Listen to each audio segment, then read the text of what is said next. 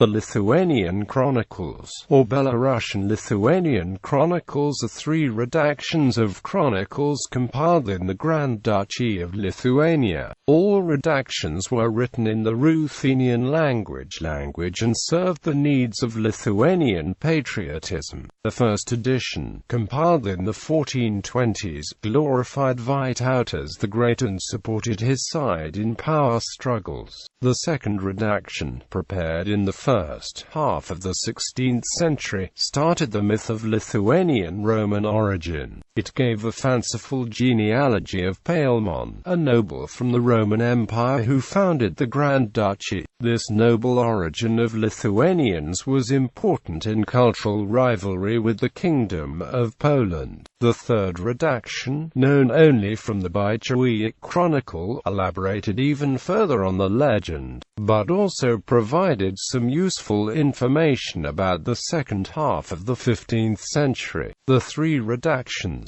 the first known historical accounts produced within the Grand Duchy, gave rise to the historiography of Lithuania. All medieval historians used these accounts, that survived in 22 known transcriptions, as basis for their publications, and some of the myths created in the chronicles persisted even to the beginning of the 20th century. First redaction. The first of the short redaction was compiled sometime in the 1420s in Smolensk, when Vytautas the Great hoped to be crowned as King of Lithuania. This redaction included the earliest known historical account produced in the Grand Duchy of Lithuania. This ist Witold's Sachet Redaction und Skargalin, a complaint and memorial written by Vytautas in 1390 during the Lithuanian Civil War. It detailed his power struggles against cousins Jogaila and Skirgaila in 1379–1390 and supported his claims to his patrimony intrica and title of Grand Duke of Lithuania. Two translations of this document survive: Latin Origio Regis Jagielloe with Old Educum Lithuaniae from the 15th century and Russian Litovskomu Rodu Pochanok from the 14th century. Later this document was expanded to include events up to 1396. It formed the backbone of the first chronicle. The first redaction survived only from later transcriptions and compilations. The earliest known compilation was prepared in Smolensk around 1446 by Bishop Gersim and his clerk Timofey. The compilation also included a praise to Vytautas, written by Gersim, a story about Podolia, written in 1431–1435 to support the Lithuanian claims against Poland in the Lithuanian Civil War, a description of power struggles between Svitrigaila and Sigismund Kęstutis, a short summary of Moscow's chronicles, and latest events in Smolensk. The compilation also did not survive in its original state.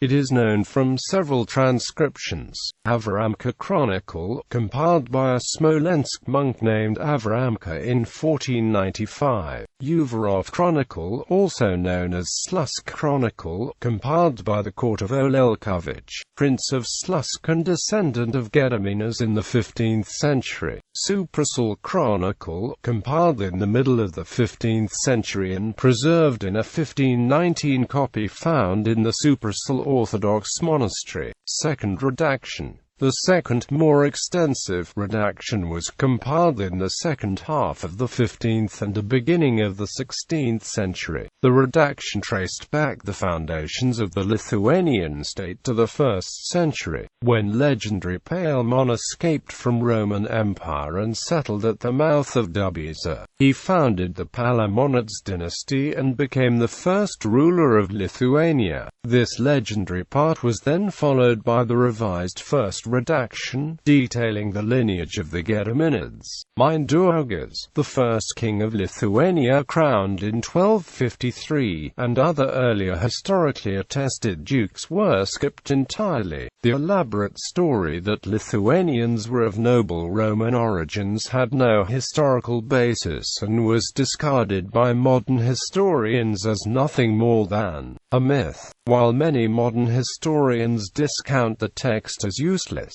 it can still provide useful bits and pieces of Lithuanian history as it incorporates many garbled fragments of earlier documents and chronicles. Also, the mythical Palemon is a good evidence of political tensions and cultural ideology of the Lithuanian nobles in the 16th century. This myth served Lithuanian interests in conflicts with Poland and Russia. Poland, then in personal union with Lithuania, claimed that it brought civilization to this barbaric pagan land by creating fanciful genealogies, linking Lithuanians with noble Romans. The Lithuanian nobility could counter these claims and demand political independence. This redaction rarely included dates and contained several independent stories that were cherished by 19th-century nationalists. Legends: how Gediminas founded Vilnius because of his dreams of Iron Wolf. How Kęstutis took pagan priestess Barud for his wife. How Vytautas lavishly treated his guests at the Conference of Lusk in 1429, etc. Among them were some factual stories, including Algirdas' 3 sieges of Moscow. This format differed significantly from other Slavic chronicles that tended to list interrelated events year by year. The second redaction also considerably trimmed and fragmented parts about Ruthenia and Grand Duchy of Moscow. Thus the text became primarily about Lithuania. The chronicle was popular and often copied. At least 5 different versions survive. It shaped the political mentality of the Lithuanian nobility, formed basis for the Lithuanian historiography until the dawn of the 20th century, and inspired many literary works.